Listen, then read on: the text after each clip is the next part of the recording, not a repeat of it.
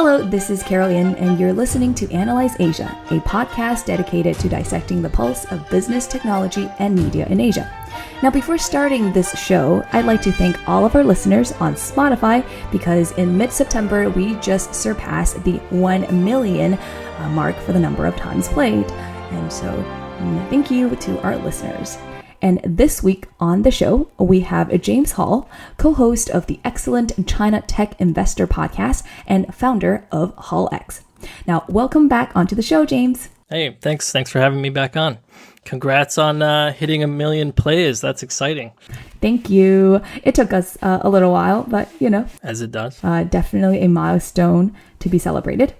Now, since you have last appeared on the podcast, what have you been up to?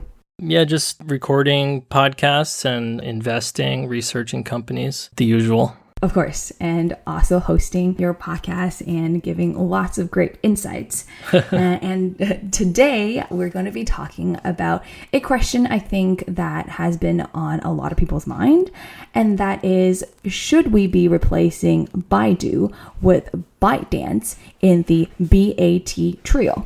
And just for any listeners who are not familiar with the Chinese tech landscape, BAT stands for Baidu, Alibaba, and Tencent, 3 tech giants. We also have another acronym that is TMD, that is the acronym for Toutiao, Meituan-dianping, and Didi, which is a new generation of tech giants in China. And we're really asking if Toutiao, who is owned by ByteDance, should be taking the place of Baidu. So what do you think, James? Yeah, I mean, it's a big question. I think we got to break it down. Yeah. For sure. So that's right. Maybe we should start looking at Baidu. It's a really old company in the age of China tech. So how has Baidu performed as a public company for the past while? Let's say past decade or so. So the past decade, I mean, it's a share price. I mean, it went public quite a long time ago, kind of in the mid 2000s, and its share price has risen a lot from back then. I think it was, based on today's kind of share count, and maybe there's some splits in there, but from about $8 to now it's about 100. But in the last year, Baidu hit 252. And now, it's down to 103 today. We're recording this on October 11th. So it's been kind of up and down. I mean, as a business, it just keeps growing. They actually started iQiyi inside Baidu and then spun it out. They still own most of iQiyi. They've been growing. They've had probably a tough last year, I would say, or last year and a half. And that's mainly due to entertainment type apps. So that includes games, but also the short video apps including Douyin from ByteDance. That's right, which is like the Chinese or the original version of TikTok. Right. That our listeners might be more familiar with. You mentioned iQiyi. What are some other key businesses of Baidu? Most people know Baidu for their search engine.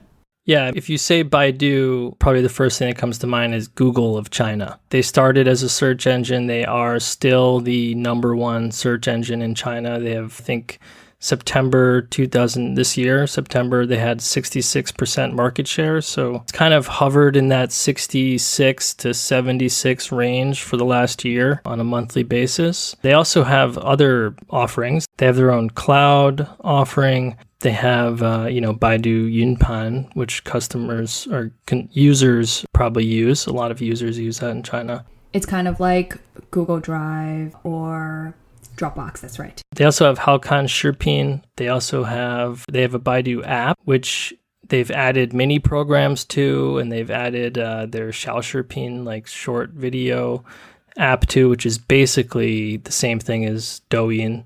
It's, you swipe up to get the next video. The video covers the whole screen.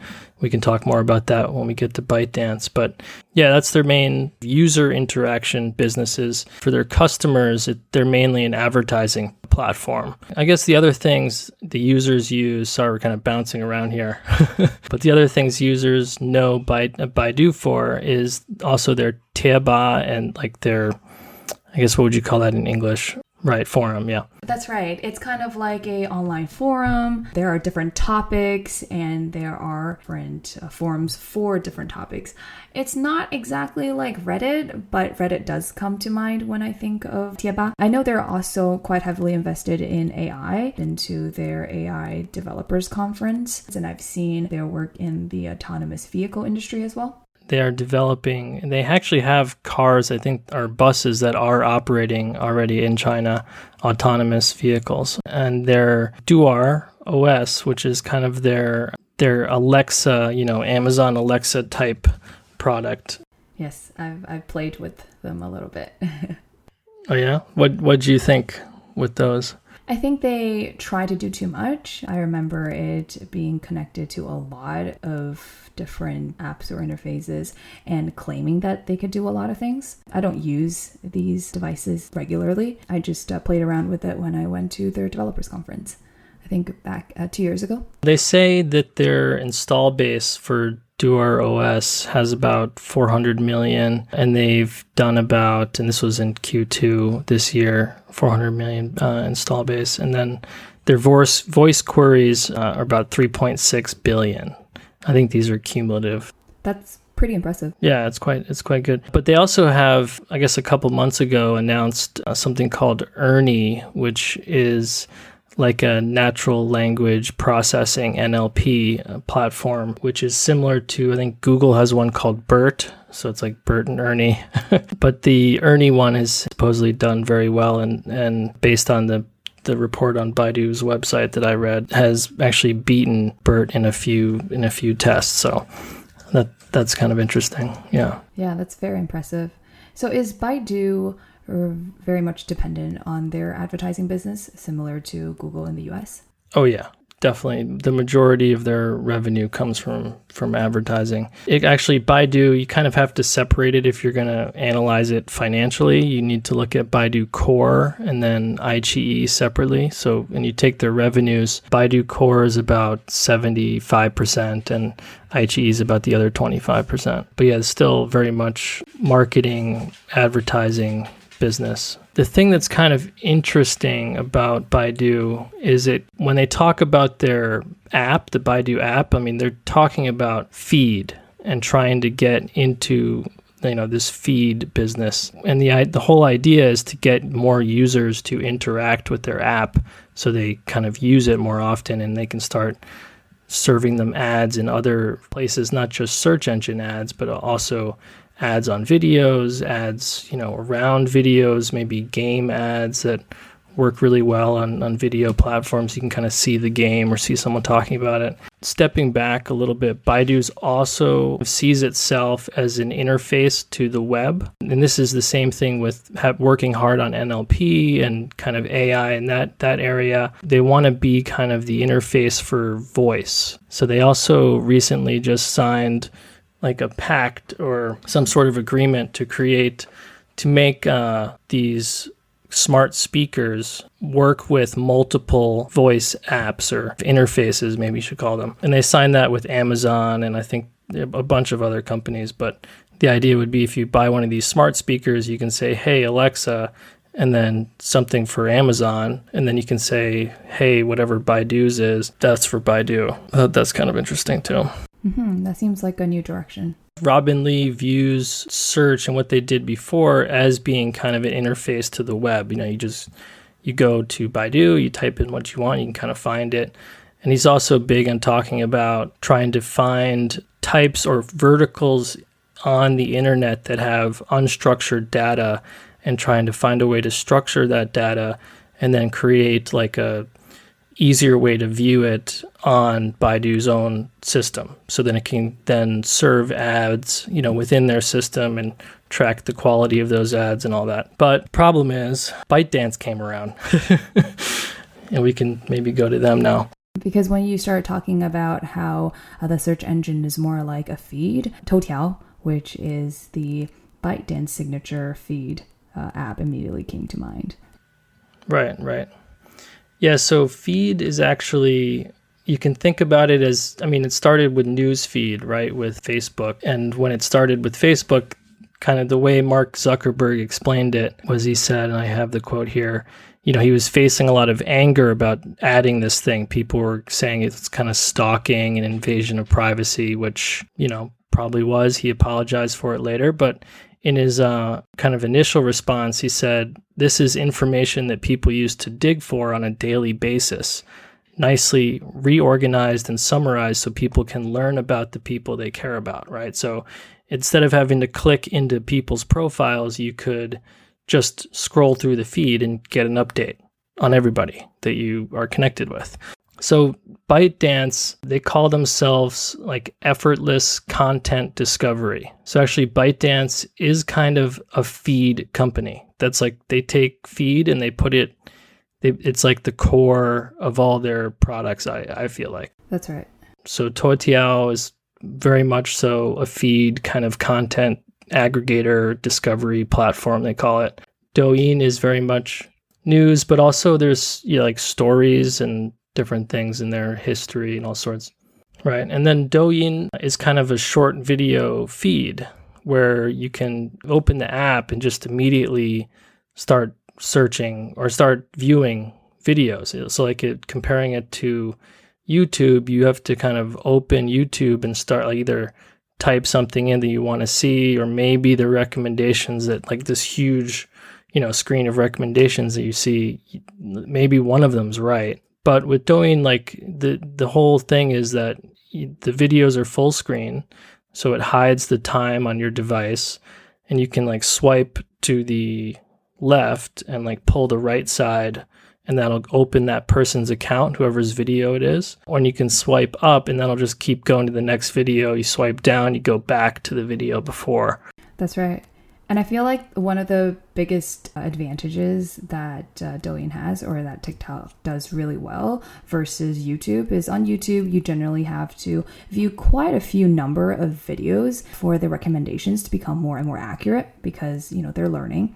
Whereas on Douyin or on TikTok, I think very soon they will learn your pattern or your preferences. And they're just going to be pushing these videos or these video feeds that they think you'll like very quickly. So if you, spend a few more minutes watching a dog video, and when you continue to scroll down for the next and the next videos, you're going to be seeing a higher percentage of, for example, pet videos. And that happens really quickly. Yeah, it takes like basically the videos are short. So if you stay and watch the whole video, that probably means maybe you liked it or it's something that interests you. And maybe that's 15 seconds, maybe it's 30 seconds, whatever it is. But if you're swiping up quickly, you're probably not interested in that content for whatever reason. Yeah, you mentioned YouTube, and this is probably going off track, but there was a white paper that came out of Google. I didn't read the white paper, but I read a blog post by the guy who basically worked on YouTube's AI, and I guess they built it in the early 2000s, and it hadn't really been updated. But it was basically built to optimize the amount of time that people watch YouTube. And it turns out one of the downsides of that is that the people that watch the most YouTube are people who get kind of locked into conspiracy theory stuff and flat earth type stuff. So it was kind of weird that... That's kind of funny. It is funny, but it's weird that like, if you think of that as a group of people, and then if they watched any video kind of, that wasn't in that core, those videos, if you watched a video that was somehow related to those videos that they watched, you would start seeing, flat earth or conspiracy theory movies or videos on YouTube recommended to you because it was trying to push you towards that because that's where you got the most time spent and the most time to send ads to you to watch. And so anyway, YouTube wrote a white paper on discovering this, and I guess has made changes. But it's interesting how these algorithms do have side effects, right? So, we'll see how that all plays out. But yeah, Douyin, they also, back to ByteDance, Douyin, they also have Xigua, which is a short video platform, goes up to 20 minutes. They have a bunch of other ones. I think Duoshan is another. They have something called Lark, which is a work platform. work messaging, kind of work project management app. They have lots of different apps and platforms. I believe their ByteDance is also nicknamed like an app factory because how quickly they can churn out apps. It's like a factory. Supposedly, Douyin was built by, and I read this somewhere, so I could be wrong, but supposedly it was built by 8 people in 200 days. That's pretty impressive. Now, ByteDance is actually the most valuable startup in the world. They're valued at $75 billion with their recent round with SoftBank. I know they're not, of course, a public company yet, but do we have any metrics to know how they're performing as a business? So some numbers from Quest Mobile, which is a data aggregator focusing on mobile apps. This is a podcast. It's horrible to talk about charts on a podcast, but I'm going to do it because it's just so ridiculous. You can see this chart I'm looking at compares Kuaishou and Douyin, and Kuaishou's had a nice, slow, steady increase, over the last 2 years, and then Douyin just kind of pops up around January 2018 and just starts to really grow like crazy all the way to June. And GGV Capital on their website has a chart of Douyin's daily active users. And it starts in January 2018 at 40 million, and it ends June at 2018 at 150 million. But the time spent numbers are even crazier because it just, you can tell that these users are actually spending more time as they go on the platform. It's pretty incredible. So yeah, that's one way you can kind of see, how they're doing. You can also look at financials. So Reuters, I don't know who, I read a Reuters report about this, but ByteDance revenues in the first half of this year were about 50 to 60 billion RMB.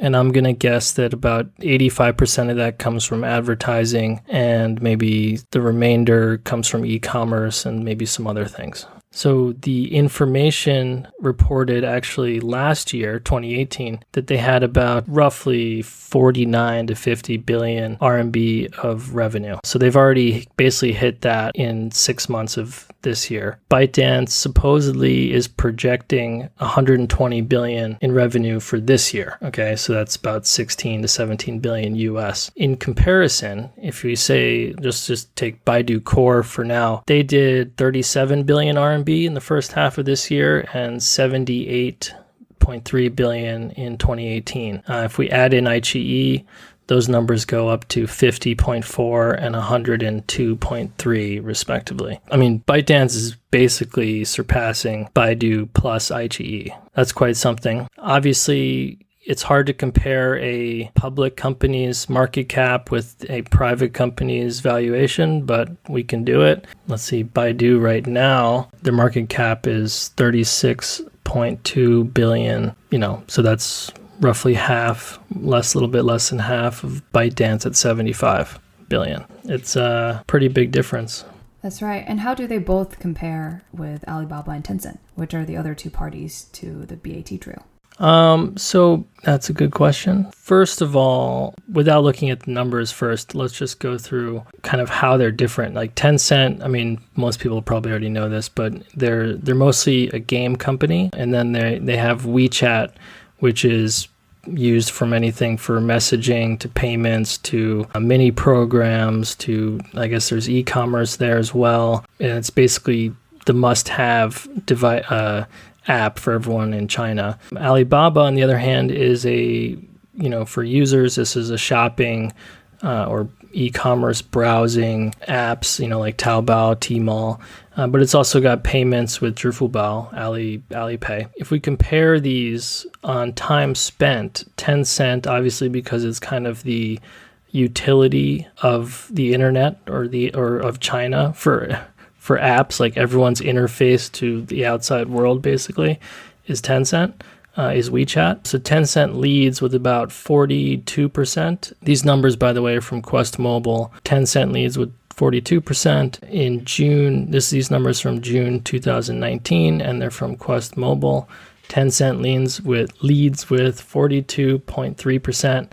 Then there's ByteDance with 11.7%. Then Alibaba with 10.1%, and then finally Baidu with 6.3. Now, what's kind of interesting is two companies here actually had their market share and time spent drop from 2018 June. So in the last year, the two companies were Tencent and Baidu.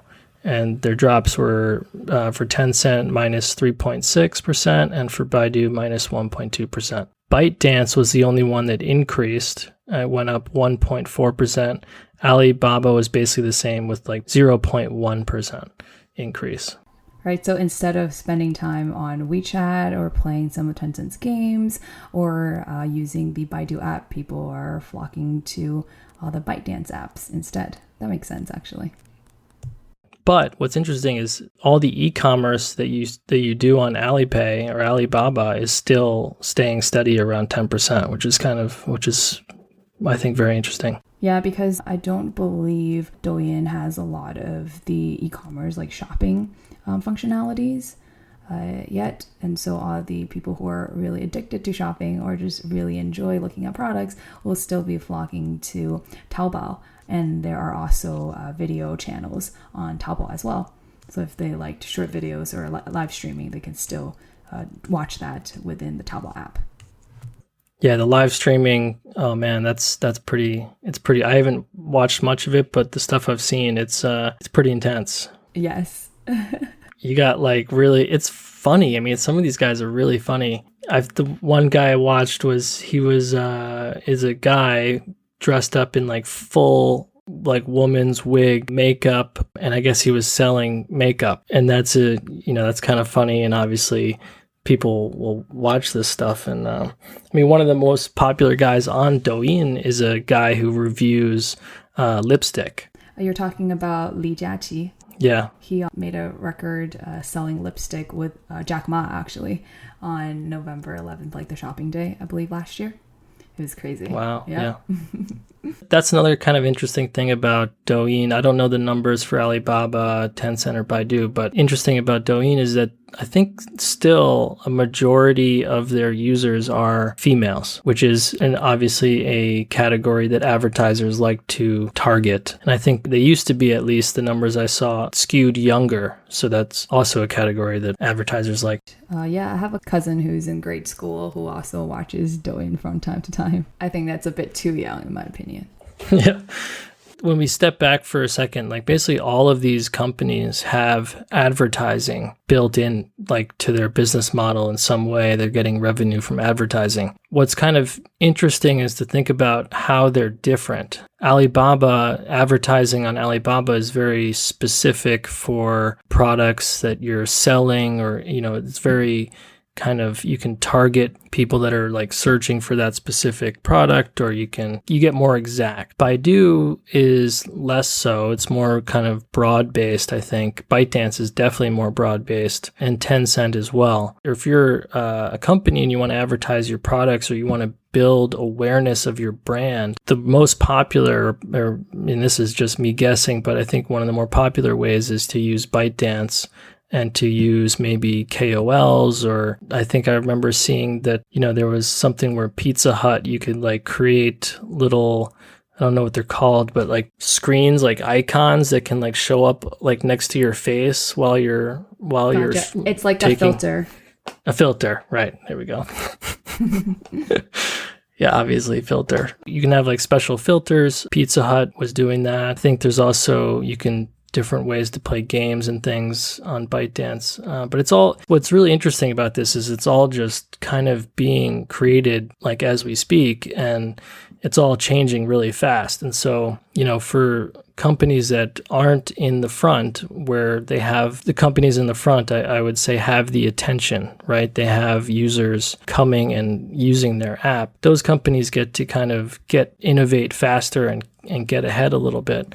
Whereas companies that don't have the users and kind of maybe don't have as much user time, it's a little bit harder to kind of jumpstart and get that. And I think that's kind of where Baidu is, what I would say. And ByteDance and Kuaishou seem to be kind of the two that are capturing more time these days. And what are some of Baidu's competitive advantages that you think will allow them to, stay competitive within the BAT? I think they're still competitive on search. They're still, most recently 66% market share is serious. Now, the question is, though, how important is search going to be? We have Toutiao, ByteDance's kind of content aggregator. They've added a search engine. Tencent has their own kind of search within WeChat. Alibaba, obviously, you can search for products. Baidu, definitely, if you're talking to anyone and you're having a discussion, there's some question you don't know. People say just Baidu, Baidu一下, right? Just like Google it. Yeah, Google it. We don't know. Let's Google it and figure out the answer.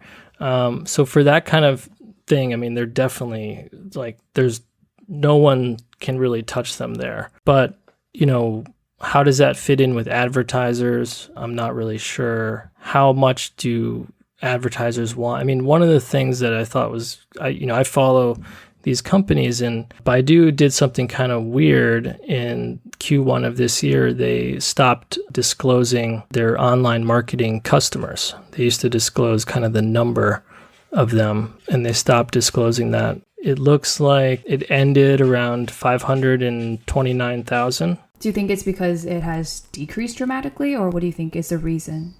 My guess, usually when they stop disclosing something, it's not because it looks better, it's because it looks worse. I would guess that it's probably gone down. And Q1 of this year, last year it still kept inching up, but it did something kind of funny. So we were talking about January to June, which is Q1, Q2 of 2018, where Douyin really just hit it off. They still had a little bit of an increase, but in the second half of 2018, their sequential change just kind of went down quite a bit, which could be seasonal or could be an impact from Douyin. So I'm not really sure.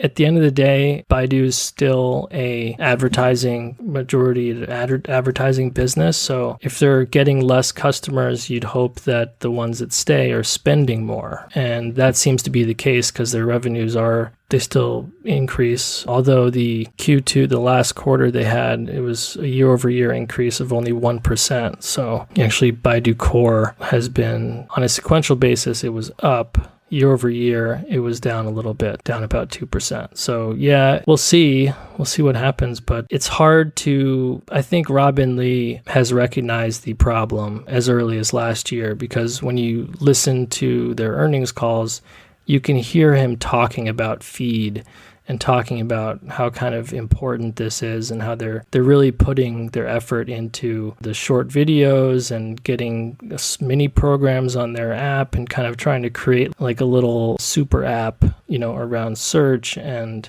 search and entertainment, I'm not sure how they connect that easily. If it was search and something educational, like you're learning something or something like how-to videos or how this works type videos, I think that could be an easy connection. But yeah, when it's short videos of like pranks that, someone's playing on somebody, it's yeah, I'm not sure how that connects, with the idea of Baidu being a place you go for knowledge and information that is out on the internet that is easier to find through Baidu. I don't personally think very highly of Baidu's search engine. The only reason why I use it the only time that I use it is when my VPN is down. So I can't access Google, or else I just would try to avoid it, because I don't think the results, especially if you were to search for anything that's not in Chinese, is very accurate.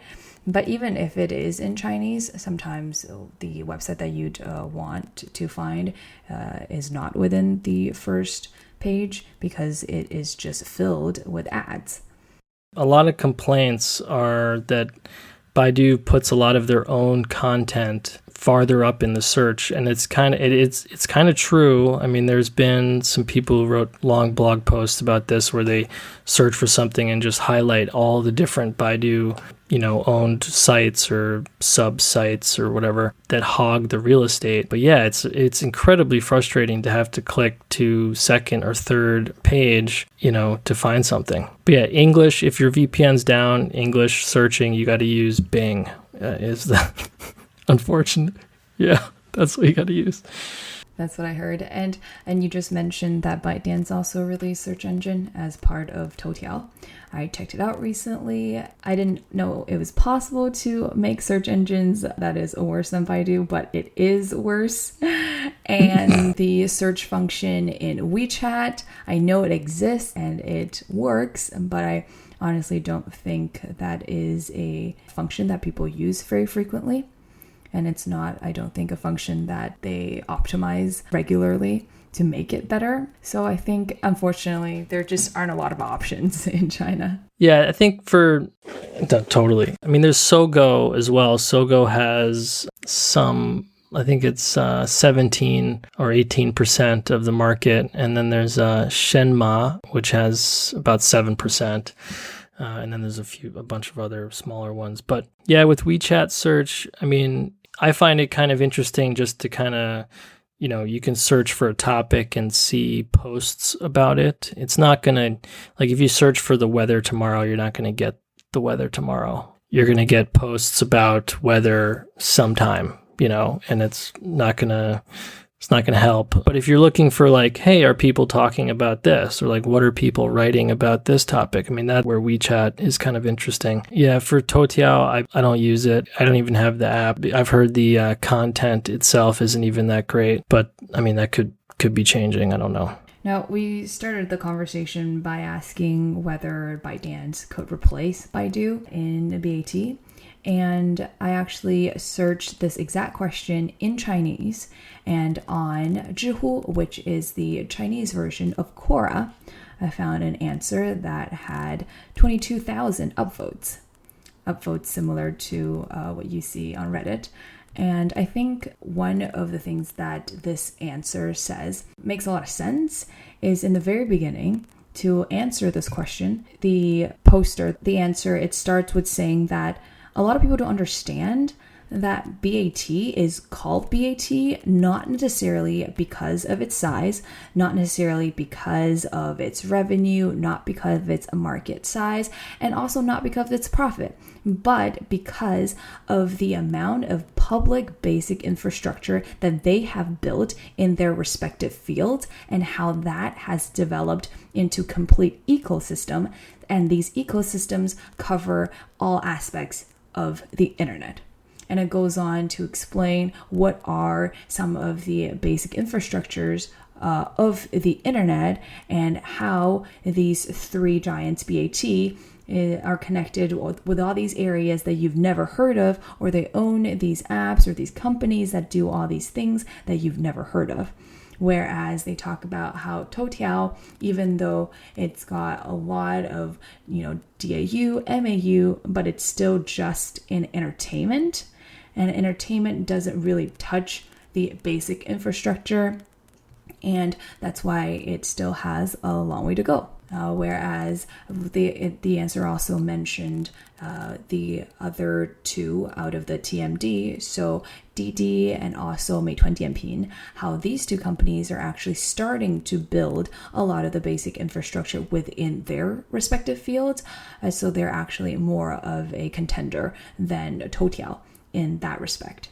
So I guess it's really about what you think qualifies a company to be named in the trio, what kind of measurements that you're using. That was a really good answer. So if any of our listeners are interested in learning more and can read Chinese, just search for the question whether ByteDance can replace Baidu as the third largest internet company in China. And you will find this excellent response. Yeah, you sent me that article before we talked, and yeah, I think Meituan, he's got some really good points. I mean, they are building basically the only option for restaurants, for food delivery. In some ways they've acquired a bunch of also some other things there, but and in terms of local services and travel, bikes, all this stuff, it's really, they are building infrastructure there. I am curious though, how does, in what sense could the infrastructure be changing?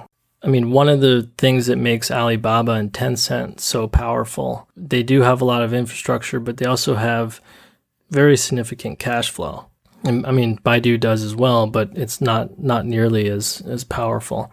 If you're going to compare Baidu with Alibaba and Tencent, they sort of missed, although they've tried, but they've sort of missed the mobile payments bandwagon. And that's a huge piece of infrastructure that crosses internet to online, offline. I mean, it's massive. That's kind of a giant loss for Baidu, and they've tried to fix that. I mean, they sponsored the Spring Gala festival, and, I saw some numbers that showed, their user numbers for that week, during that gala, and it was like a very small bump. So, yeah, they spent quite a bit of money and didn't really get what appears to me they didn't get much from it. So it's hard to break into that payments market when it's already two big players, right? That's right. So I think it's more about what is the next arena that they're going to be fighting in, right? And whether Baidu is going to miss it or is it going to lead.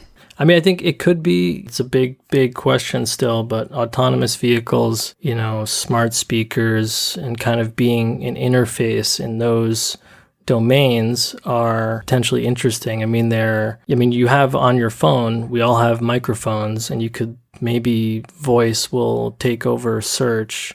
I mean, part of Baidu's app is like right at the bottom, there's a voice button. You can push that and speak. You can push that and speak and get your search results. That seems to be the next interface that they're maybe putting their money on. Whereas, Alibaba and Tencent, they kind of already have built their fortresses, so to speak, right? I mean, Alibaba's got e-commerce, and they have a huge piece of wallet share, right, of Chinese consumers with Taobao and Tmall. JD's growing, Pinduoduo's kind of the third, but also growing. And then Tencent, obviously, WeChat is number one most used app. And then they have games and entertainment, which, has been a tough year for that segment. Yeah, so they're all just fighting in their own field as well. And so we always knew that it wasn't going to be an easy question to answer, if we should just replace Baidu with ByteDance. But it's still a very good discussion to have once in a while to check how these giants are doing, what potential fields that they're going into, and how their numbers look like. So I heard this, I don't know who came up with it, but instead of BAT, maybe changing the letters a little bit, maybe it could be ATM, Alibaba, Tencent, and Meituan. Yeah, that's a pretty easy to remember acronym. And we'll see if if these three end up being the trio that leads in the future. So before we close, I would like to ask if you have any recommendations for our listeners. Maybe it's a book, a movie, or a podcast, or any consumable content that you'd like to share. I think last time I was on, I recommended The Myth of Capitalism by Tepper and Hearn. Recently, or I guess not that recent, but several months ago, I read I Love Capitalism by Ken Langone. That was quite good. But also, I've reread The Great Rebalancing by Michael Pettis, and it looks at the imbalances between China and the US and kind of the rest of the world, and goes into like what these mean, what might happen in the future. And he has some things that he said that seem to be happening now. So super interesting. But yeah, I have too many books, not many movies or anything else, but yeah, I have a lot of books. I can keep going if you want, but maybe you should stop there. I can I can give a few recommendations too. I've always wanted to get into reading a genre of Chinese fiction called wuxia. And for those of our listeners who are not very familiar, it literally means martial heroes. So it is a genre that concerns with the adventure of martial artists in ancient China. And I read a very famous series that is called 笑傲江湖 in Chinese, or it translates to the smiling and proud wanderer. And that is written by Charles Cha, or his Chinese name is, or his pen name is actually Jing Yong in Chinese. And funny enough, Alibaba For example, Jack Ma, as well as pretty much all of the employees in Alibaba, excluding certain subsidiaries, they all have nicknames that come from these wuxia novels. So that's very, very interesting. For example, Jack Ma himself, his nickname is from the book series that I just read, a Kung Fu master, a sword master, actually, by the name of Feng Qingyang, I believe. Yeah, so that's an interesting random fact as well. And how can our audience find you, James? You can hear Elliot and myself on our podcast, China Tech Investor, on any, podcast app. But you can also find me on Twitter, James Hullx. I'm also on LinkedIn, whatever it is, /James Hull. And you can find more episodes of Analyse Asia on iTunes Podcast, Spotify, Overcast, Himalaya, and everywhere else that plays podcasts. And you can also tweet to us your feedback at Analyse Asia or write to me at carol@analyse.asia. Now, thank you so much, James, for coming onto the show and sharing your insights with us. And I'm sure our listeners will hear from you again in the future. Thanks, Carol. Thanks for having me.